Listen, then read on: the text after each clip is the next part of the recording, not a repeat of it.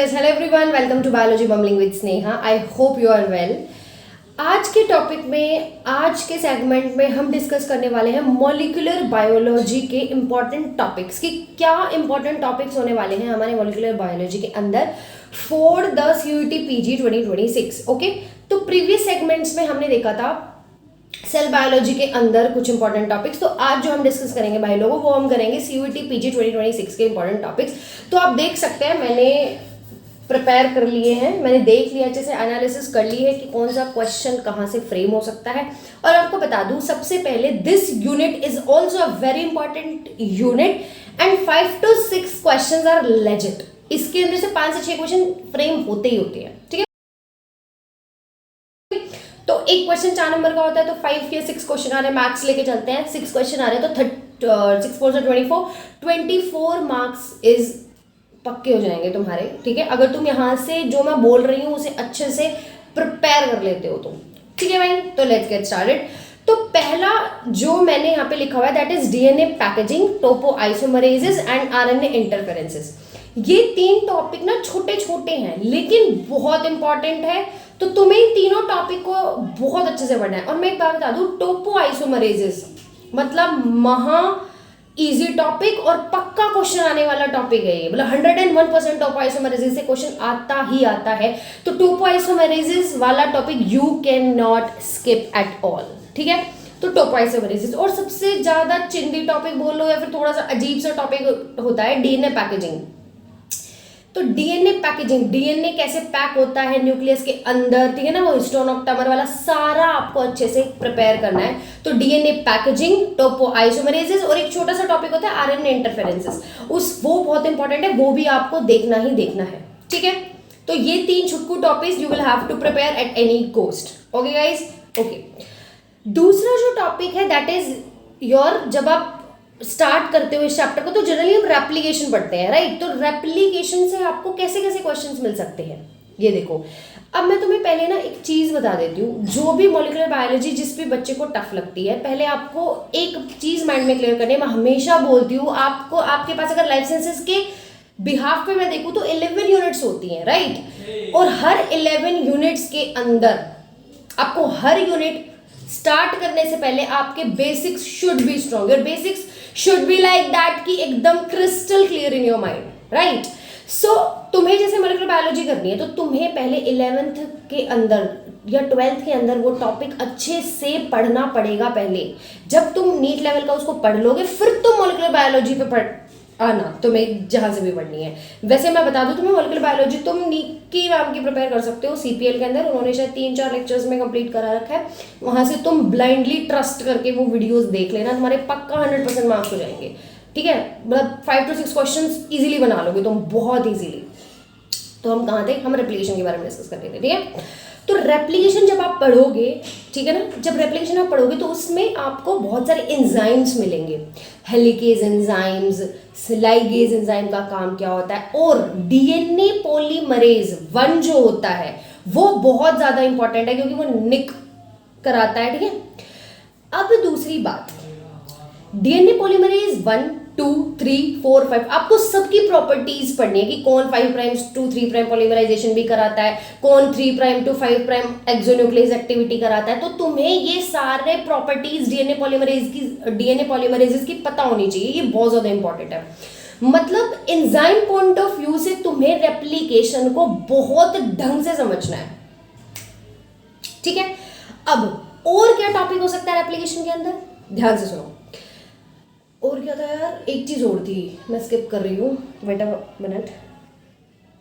हाँ, जैसे replication fork होती है ना, तुम्हें एक रेप्लिकेशन फोर्क बना के दे देगा एग्जामिनर. तुम्हें पता करना होगा कि कहाँ पे ओकाज़की फ्रेगमेंट्स बनते हैं, कौन सी लीडिंग स्ट्रैंड है, कौन सी लेगिंग स्ट्रैंड है. तो वो वाला टॉपिक भी ढंग से करना है भाई, समझ रहे हो. ये टॉपिक रेप्लिकेशन वाला ना, इसमें कुछ चिंदी क्वेश्चन आ सकते हैं कि पूछ लेगा 3' to 5' एक्सोन्यूक्लियस एक्टिविटी किसकी होती है, निक ट्रांसलेशन की एक्टिविटी किसकी होती है, प्राइमर कौन सा पॉलीमरेज आके बनाता है, समझ रहे हो. तो ये तुम्हें अच्छे से कर रहे हो. DNA पॉलीमरेज 1 की अंडर आता है क्लिनो फ्रेगमेंट और क्लिनो एंजाइम, ये तुम्हें अच्छे से पढ़ना है. कि इकोलाइस एक्सट्रैक्ट किया गया था, कैसे कैसे कैसे, वो जब तुम पढ़ोगे ना इस चैप्टर को वो ज़्यादा डिटेलिंग हो जाएगी, तो तुम उसमें अच्छे से डिस्कस कर लेना कि उसके अंदर हमने क्या क्या पढ़ना है, ठीक है, ये तुम्हें ध्यान रखना है। अब तुम्हें ना डीएनए, जब हमने 11th-12th करी थी ना यार, तब हम सिर्फ नॉर्मल वाला रेप्लिकेशन पढ़ते थे, लेकिन जब तुम एमएससी लेवल को टारगेट करते हो, सीयूटी पीजी के अंदर आ जाते हो, तो तुम्हें प्रोकैरियोटिक रेप्लिकेशन, यूकैरियोटिक रेप्लिकेशन दोनों पढ़नी है, ठीक है। और एक थीटा रेप्लिकेशन आ जाती है, वो तुम स्किप कर देना, वो तुम्हें नहीं पढ़नी है, तुम्हें सिर्फ यूकैरियोटिक और प्रोकैरियोटिक की बेसिक रेप्लिकेशन क्या होती है वो बहुत अच्छे से पढ़नी है, ठीक है। इतनी बात क्लियर हो गई। तो रेप्लिकेशन से और मैं एक बार रीचेक कर लेती हूँ कि कुछ ऐसी चीज तो नहीं है जो हम स्किप कर रहा है। भाई ये ध्यान रख लेना कि कौन सा एंजाइम कब आ रहा है, डीएनए बी होमोहेक्सेन होता है जो, वो कब आ रहा है, समझ में आ रही है ना। मतलब रेप्लिकेशन को अच्छे से पढ़ना है, कब टस प्रोटीन्स बन रहे हैं, समझ में आ रही है, वो ढंग से क्लियर कर लेना भाई। देखो रेप्लिकेशन इज वेरी इंपॉर्टेंट, क्योंकि एंजाइम से क्वेश्चन आ जाता है। मैच द फॉलोइंग में तुम्हें एंजाइम दे देंगे, बताइए ये एंजाइम में कहाँ कहाँ वर्क हो रहा है, इस एंजाइम का फंक्शन कहाँ हो रहा है, किस में हो रहा है, तो you will have to clear this topic in your mind, ठीक है। और मैंने बता दिया था थीटा रेप्लिकेशन नहीं करना है आपको, वो काम का नहीं है, वहां से क्वेश्चन भी नहीं आता है। या ओकाज़की फ्रैगमेंट वाला please please please please please कर लेना, ठीक है। टीलोमरेज वाली चीज, यस टीलोमरेज हम यूकैरियोट्स के अंदर यूज होता है, वो क्यों होता है, कैसे होता है, वो वाला टॉपिक भी बहुत इंपॉर्टेंट है इसके अंदर, ठीक है ना। नेक्स्ट टॉपिक रेप्लिकेशन के बाद आता है तुम्हारा ट्रांसक्रिप्शन। ट्रांसक्रिप्शन में क्या करोगे अब तुम? पहला पॉइंट जो तुमने अपने 11th-12th में पढ़ा था वो बेसिक्स तो करना ही करना है। उसके बाद निक्की मैम ने जैसे ट्रांसलेशन और ट्रांसक्रिप्शन कराया हुआ है ना, उतना ही पढ़ना है आपको, उससे ज्यादा नहीं पढ़ना है। कभी तुम पता चला तुम सीएसआईआर नेट लेवल का पढ़ने लगे, पाथफाइंडर की बुक खोली और लो भाई लपेट दिया आज ही सारा, नहीं भाई, do not do this thing. Nikki ma'am ने जो पढ़ाया हुआ है ना वो मोर देन इनफ है, समझ रहे हो। वैदप्रा बायोलॉजी के सीपीएल सेक्शन में जाना, 2025 वाले सीपीएल सेक्शन में, उसमें मैम ने कवर कराए हुए हैं टॉपिक्स। मॉलिक्यूलर बायोलॉजी आपको वहीं से ही प्रिपेयर करनी है और कहीं से प्रिपेयर नहीं करनी है, समझ में आ रही है मेरी बात। या फिर अगर आपको कोई और टीचर मिल रहा है यूट्यूब पे जो आपको उनसे बेटर लग रहा है, बट मेरे हिसाब से she is the best teacher of molecular biology, जो इस सीयूटीपीजी के अंदर आपको फुल मार्क्स दिला देंगे फॉर श्योर, समझ में आ गई। तो वहां से आप सीपीएल सेक्शन से मॉलिक्यूलर बायोलॉजी कवर कर लेना, ठीक है। ट्रांसक्रिप्शन ट्रांसलेशन सारे टॉपिक वहां से कवर कर लेना, ट्रांसक्रिप्शन भी ट्रांसलेशन भी। मैं बार बार बोल रही हूँ, रेप्लिकेशन, रेप्लिकेशन, ट्रांसक्रिप्शन, ट्रांसलेशन और लैकोपेरन, ये 4 टॉपिक ऐसे हैं जिसमें से क्वेश्चंस बहुत इजीली फ्रेम हो सकता है, क्योंकि सबको पता है भाई बच्चा बहुत पहले से पढ़ रहा है, ठीक है, क्योंकि हम बहुत पहले से पढ़ रहे हैं रेप्लिकेशन ट्रांसलेशन ट्रांसलेशन 11th-12th से पढ़ रहे हैं, समझ रहे हो। तो इससे क्वेश्चन फ्रेम होना इज वेरी लाजमी, is very legit even I can say, ठीक है। तो आपको ये अच्छे से क्लियर करने हैं कॉन्सेप्ट। एंजाइम्स बहुत ज्यादा इंपॉर्टेंट है यहाँ के, ठीक है ना। एंजाइम कब आ रहा है, कैसे आ रहा है, टॉपोआइसोमरेज कब आएगा, कब नहीं आएगा, बार बार बोल रही हूँ, कर लेना, ठीक है। एक है ना यार, तुम ट्रांसक्रिप्शन जो पढ़ोगे तुम्हें स्प्लाइसिंग पढ़ाई जाती है, मेजर स्प्लाइसिंग, माइनर स्प्लाइसिंग, वो भी तुम्हें बहुत अच्छे से करनी है, ठीक है, ध्यान रखना। लैकोपेरिन कर लेना। ट्रिप्टोफैन ऑपेरन आप पढ़ भी सकते हो, नहीं भी पढ़ सकते, रीडिंग करनी है आपको बस, ठीक है। एक बार रीडिंग मार लेना कि हाँ अगर क्वेश्चन आ गया, हालांकि चांसेस बहुत रेयर है, अगर भाई किस्मत फूटी हो तो फिर तो कुछ भी हो सकता है गाइस, फिर तो कहीं से भी क्वेश्चन फ्रेम हो सकता है, but there is very low chance ना कि ट्रिप्टोफैन ऑपेरन से कोई क्वेश्चन पूछेगा तो लैकोपेरन से पूछेगा। लैकोपेरन के सारे आपको ढंग से कंसेप्ट क्लियर करने हैं, ठीक है। इसके बाद आता है म्यूटेशन वाला टॉपिक। म्यूटेशन वाले से बहुत बढ़िया क्वेश्चन बन सकता है, तो आपको म्यूटेशन अच्छे से करनी है, ठीक है। म्यूटेशन की बात आती है ड्रग्स। ड्रग्स तो मैंने आपको सेल बायोलॉजी वाले पार्ट में भी बताई थी, यहाँ भी बोल रही हूँ कि जब आप ट्रांसलेशन पढ़ोगे, समझ लो, जब आप ट्रांसलेशन पढ़ोगे, जब वहां पे आपको ड्रग्स मिलेगी, एक्टिनोमाइसिन डी का काम, पूरोमाइसिन का काम, कम से कम 7-8 ड्रग्स हैं, वो तुम्हें बहुत अच्छे से करनी है। उन ड्रग्स के फंक्शन की, कब कौन सी ड्रग किस वाले प्रोटीन फॉर्मेशन में कहाँ पे जाके ब्लॉक कर रही है सिंथेसिस, ठीक है। तो तुम्हें जैसे इरिथ्रोमाइसिन हो गया, चेन की एग्जिट को रोक देती है जब प्रोटीन सिंथेसिस होता है, तो इस तरीके से क्वेश्चन आपसे पूछा जाता है। मैच द फॉलोइंग में भी पूछ लेता है, ठीक है। ये भी अच्छा, हाँ एक बात मुझे बता देती हूँ, ड्रग्स में क्वेश्चन ऐसे भी पूछा जा सकता है इस वाले मॉलिक्यूलर बायोलॉजी की ड्रग्स में, कि कौन सी ड्रग प्रोकैरियोट्स में यूज होती है और कौन सी ड्रग यूकैरियोट्स में यूज होती है, तो you will have to learn this too, ठीक है। तो ड्रग्स हो गई। फिर इसके बाद आता है डीएनए डैमेज। डीएनए डैमेज कैसे हो सकता है? जैसे मान लो एक्रिडिन ऑरेंज डाल दिया तो डीएनए को डैमेज कर देता है वो। हीट हो गई, यूवी रेज हो गई, या फिर कुछ भी हो गई, तो डीएनए डैमेज किस किस रीजन से हो सकता है वो आपको अच्छे से क्लियर करना है, वो टॉपिक अच्छे से क्लियर करना है। इसके बाद ना रिपेयर सिस्टम्स आ जाते हैं आपके, सोर्स रिस्पॉन्स आ जाते हैं। डीएनए रिपेयर सिस्टम आपको अच्छे से क्लियर करने हैं अपने माइंड में, ठीक है। एक टॉपिक आता है ट्रांसपोजोन, जिसमें साइंस और लाइंस आते हैं, तो ट्रांसपोजोन भी तुम्हें अच्छे से पढ़ना है, ठीक है। साइंस और लाइंस पूछ लेते हैं कि कहाँ कौन सा ट्रांसपोजोन है, ये वगैरह वगैरह वगैरह वगैरह वगैरह, ठीक है। इसके बाद इस चैप्टर में ना न्यूमेरिकल पार्ट आता है, मतलब न्यूमेरिकल, जैसे तुम आईआईटी जाम का पेपर जब दोगे ना, जैसे मैंने भी दिया था आईआईटी जाम का पेपर, तो मैं तुम्हें बताती हूँ आईआईटी जाम के पेपर में तुम्हारा एनईटी सेक्शन होता है, ठीक है। वहां से न्यूमेरिकल बनता है चारगफ रूल से, और एक सेमी कंजर्वेटिव नेचर डीएनए का तुमने पढ़ा होगा। उस टॉपिक को ना ढंग से अपने माइंड में कंसेप्चुअली समझना है तुमसे ना। यहाँ से दोनों पॉइंट से न्यूमेरिकल बन सकता है। चारगफ रूल से कैसे न्यूमेरिकल बनेगा? तुम्हें प्यूरीज दे देंगे, पायरिमिडिन तुम्हें किसी एक ही परसेंटेज दे देंगे, टीजीसी की तुम्हें निकालनी पड़ेगी, ठीक है। तो ये तुम कर लोगे, बहुत चिंदी क्वेश्चन है। तो सेमी कंजर्वेटिव नेचर से न्यूमेरिकल कैसे आएगा? सेमी कंजर्वेटिव नेचर से न्यूमेरिकल इस काइंड ऑफ आता है, तुम्हें बोल देगा कि डीएनए को मैंने कुछ N14 मीडियम में रखा, फिर कुछ थोड़ी सी देर बाद उसने रेप्लिकेट करा, फिर थोड़ी सी देर बाद मैंने उसको N15 मीडियम में रख दिया, फिर उसके बाद नेक्स्ट साइकिल हुई, फिर दोबारा मैंने उसको N14 में रखा, फिर बोलेगा मैंने दोबारा N14 में रखा, तिबारा। तो बताओ किस किस में रेडियो एक्टिविटी तुम्हें मिलेगी? तो तुम्हें ये वाले कंसेप्ट के क्वेश्चंस बहुत अच्छे से प्रिपेयर करने। If you are giving IIT JAM 2 तो तुम्हें अच्छे से प्रिपेयर करना है। सीयूईटी पीजी में ये क्वेश्चन नहीं आया अभी तक, सेमी कंजर्वेटिव नेचर का न्यूमेरिकल चारगफ से आया ही आया है, इस वाले पॉइंट से न्यूमेरिकल नहीं है, लेकिन आईआईटी जाम में आया हुआ है। तो तुम्हें ये वाला क्वेश्चन भी प्रिपेयर करना पड़ेगा, क्योंकि मुझे पता है फॉर श्योर यू और you will also give that particular exam too. तो that's why I am saying to you कि प्लीज प्रिपेयर दिस वाला न्यूमेरिकल पार्ट 2। और यार पता है क्या होता है, कभी कभी ना पता नहीं रहता, क्या पता आईआईटी जाम के कुछ क्वेश्चंस उठा के भाई वो इसमें डाल दे तुम्हारे सीयूईटी पीजी 2026 में, तो you will have to prepare. I will say for a safe side you should prepare, ठीक है। तो न्यूमेरिकल पोर्शन मैंने तुम्हें बता दिया, यहाँ से 2 न्यूमेरिकल इस वाले पार्ट से बनते हैं, चारगफ रूल से बनते हैं, सेमी कंजर्वेटिव नेचर से मिलते हैं। ये जो मैंने अभी इंपॉर्टेंट टॉपिक्स लिखे हैं, मैं इसका स्नैपशॉट डाल भी दूंगी वीडियो के बीच में, तो आप वहाँ पे लिख सकते हो। और मोर और लेस में तुम्हें ना सिर्फ यही बोलूंगी यार कि तुम लोगों को ना अगर मॉलिक्यूलर बायोलॉजी अच्छे से प्रिपेयर करनी है, तो वेद प्रेप बायोलॉजी की निकी मैम ने सीपीएल वाले पार्ट में डाली हुई है अपनी वीडियोस, उन्होंने पोस्ट करा हुआ है मटेरियल, तो आप वहां से प्रिपेयर कर सकते हो बहुत इजीली। मॉलिक्यूलर बायोलॉजी बढ़िया प्रिपेयर हो जाएगी तुम्हारी वहां से, ठीक है। तो वहां से तुम और मैम ने ना सिर्फ मॉलिक्यूलर बायोलॉजी नहीं, इम्यूनोलॉजी भी पढ़ाया हुआ है, वो भी बहुत अच्छे से पढ़ाई हुई है, टेक्निक्स पढ़ाई हुई है, वो भी बहुत अच्छे से पढ़ाई हुई है यार, मतलब बहुत कंसाइज वे में बहुत बढ़िया पढ़ाया हुआ है मैम ने।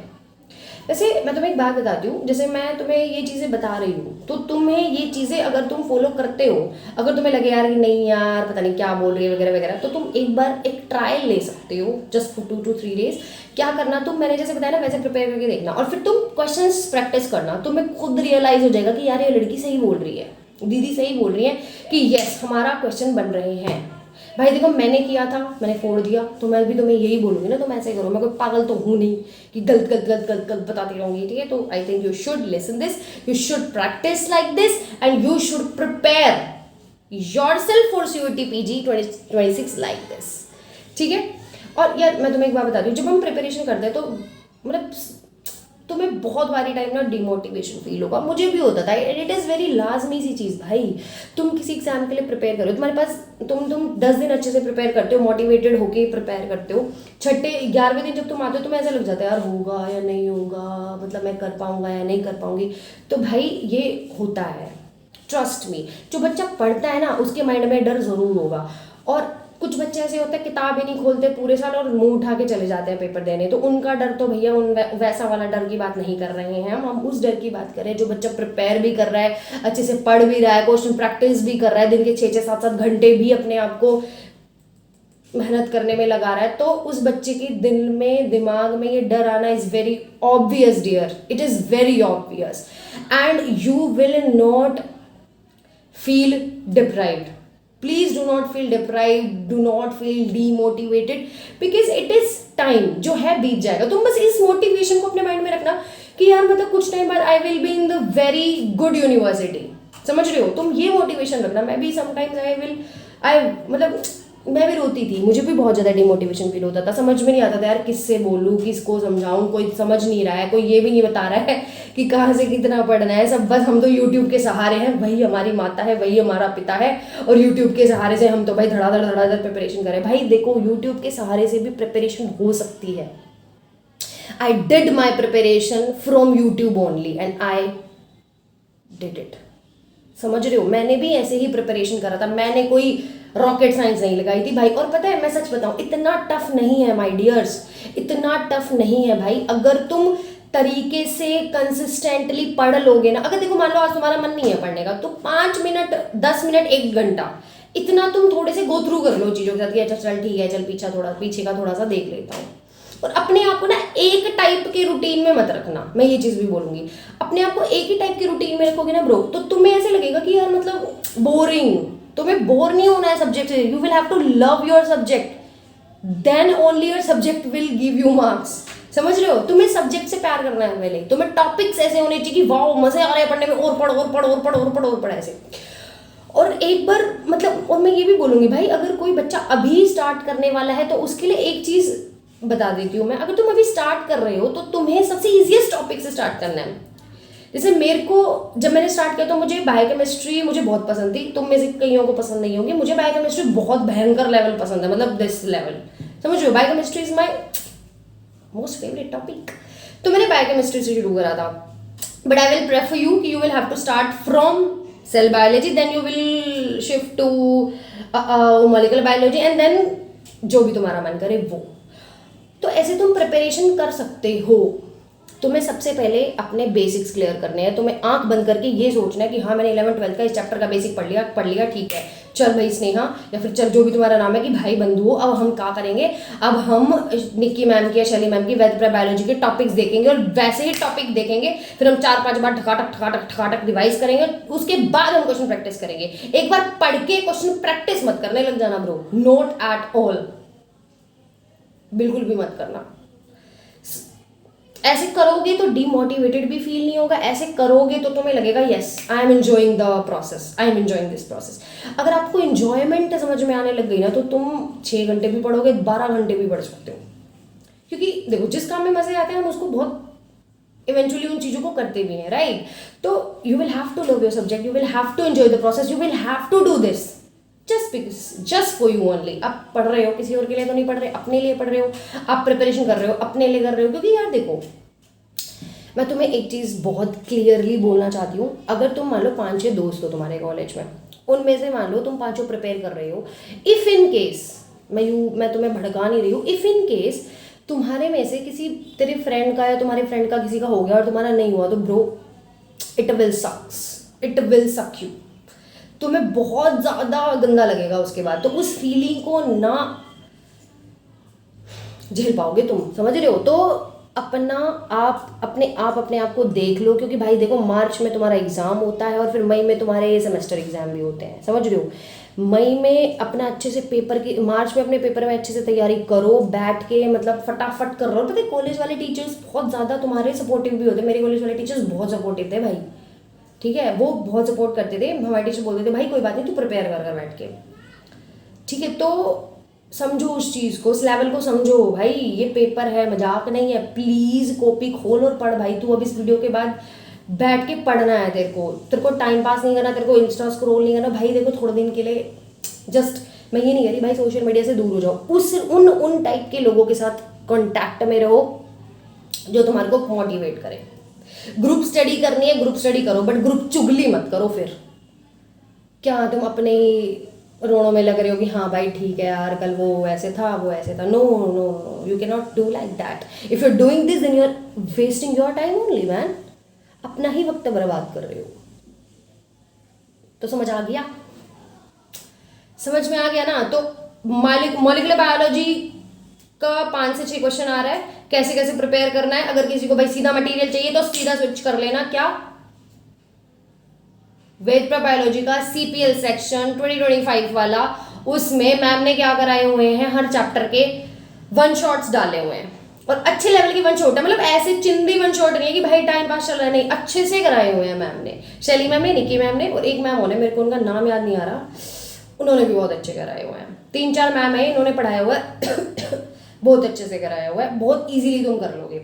और अगर तुम्हें क्वेश्चन प्रैक्टिस करने के लिए पूछना है ना कि किसकी क्वेश्चन प्रैक्टिस मैं पहले शुरू करूं, मतलब किस यूट्यूब चैनल, तो IFS के ना सर हैं पतले से, वो भी क्वेश्चन प्रैक्टिस कराते हैं यार। वो ना मतलब पहले लेवल, मतलब पहले स्लो लेवल के क्वेश्चन प्रैक्टिस कराते हैं, लो लेवल के, फिर अब higher than higher than higher than higher. और वेद बायोलॉजी वाले तो बहुत ही अच्छा क्वेश्चन प्रैक्टिस सेशंस कराते हैं। और अवंतिका बंसल मैम का एक यूट्यूब चैनल है बंसल बायोलॉजी, वहाँ पे ना मैम जो क्वेश्चन प्रैक्टिस कराती है वो हायर लेवल के कराती है, मतलब डायरेक्ट ही वो प्रीवियस ईयर क्वेश्चंस लेके आती हैं।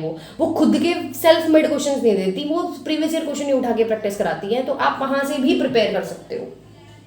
मतलब क्वेश्चन प्रैक्टिस कर ले तो कमी नहीं है तुम्हारे पास, मतलब यू विल हैव भंडार, समझ रहे हो तुम, बहुत ज़्यादा भाई। जहाँ कोई से भी यूट्यूब चैनल पे चले जाना, CUET PG लाइफ साइंसेज से रिलेटेड, या फिर CUET PG बायोकेमिस्ट्री और CUET PG zoology, botany, what microbio, what तुम्हें हर जगह मिल जाएगी ये चीज़। तो यूट्यूब कंटेंट बढ़िया है यूट्यूब पे पढ़ने वाले बच्चों के लिए, ठीक है। और please I will saying this again, please do not feel demotivated. यूँ मत सोचना यार अभी 4-5 महीने बचे रहे, अभी कैसे होगा, भाई सब हो जाता है। If you are having that दम ना, if you are having that potential कि तुम अगर पीछे का टाइम वेस्ट कर दिया कि तुम दिन में 12 घंटे लगा सकते हो, तो you can do this, and I know you will do this, I am sure. तो okay guys, bye bye, have a good day, have a good night, have a good evening, have a good afternoon, whatever, जब भी आप ये video देख रहे हो। Keep your self hydrated, मैं बार बार बोलती हूँ keep your self hydrated, because it will boost your brain cells, right. So तब तक के लिए keep motivated, keep yourself motivated guys, bye bye।